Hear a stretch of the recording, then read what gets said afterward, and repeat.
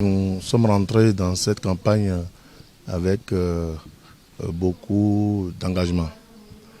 Mais en même temps, nous sommes restés un peu collés aux réalités de l'heure. La pandémie qui frappe notre pays, qui frappe le continent. Donc il y a une forme de réorientation de la démarche de notre campagne par rapport aux années antérieures. Nous sommes en couverture de tout le territoire communal, les 7 arrondissements, les plus de 40 quartiers que nous avions sur Abomey. Et c'est une campagne assez un peu sur des rencontres restreintes dans les maisons, dans les familles, dans les adjacents, où les questions de barrières par rapport à la pandémie sont respectées. Mais partout où nous sommes passés, nous faisons le constat que nous avons les meilleurs candidats quand même sur Abomey. Nous avons fait une liste qui prend en compte aussi bien des anciens conseillers, mais une bonne dizaine de nouvelles personnes qui ont une maîtrise réelle de leurs compétences, mais qui ont une maîtrise certaine des réalités d'Abomey. C'est ça qui fait la force de la liste EP ici à Abomey. Les questions que nous abordons sont les questions qui ont trait au développement de notre localité.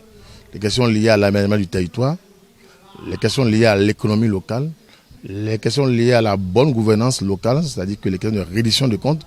Nous faisons en sorte que nos candidats puissent s'engager à faire la promotion de la reddition des comptes lorsque nous ayons la majorité au niveau de cette ville et que nos actions au niveau communal soient en lien avec les actions du programme d'action du gouvernement. Donc le souhait, c'est qu'il y ait une bonne articulation entre les projets locaux et les projets sectoriels. Et ce sont ces choses-là que nous mettons en exergue à travers nos communications sur le terrain. La deuxième chose, c'est que nous essayons de montrer aux populations qu'ici, à Abomey, le fief qui devait être le fief naturel de l'Union progressiste, c'est vraiment nos arrondissements, nos quartiers. Et le baobab doit rayonner sur Abomey. C'est pour ça que, quelles que soient les investives, quelles soient les calomnies, quelles soient les médisances que subissent nos candidats à travers les propos, quelquefois orduriers des autres candidats, nous demandons à nos candidats de rester calmes, de rester sereins, et de prôner la paix, de prôner la cohésion, de prôner la solidarité, puisqu'il n'y a pas de développement local sans solidarité au niveau de la commune. Ce sont des choses-là que nous évoquons à travers notre campagne. Et nous pensons que partout où nous sommes passés, il y a une sorte d'engouement. Parce que nous avons des candidats connus qui ont déjà des actions à impact positif sur nos populations. Nous avions corrigé un peu cette donne qui faisait croire que l'Union progressiste présenterait toujours les mêmes candidats. Et vous faites le constat qu'il y a un bon dosage entre anciens conseillers et nouveaux candidats. C'est tout ça qui donne la force à notre liste. Je souhaite que vivement cela soit poursuivi pendant la deuxième semaine qui commence et que les actions que nous mettrons en œuvre puissent impacter davantage nos populations.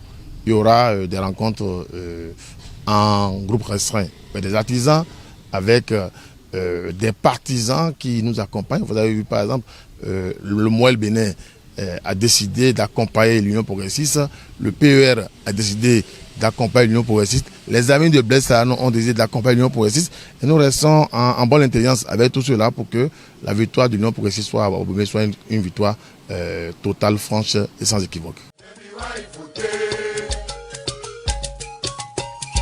Maybe why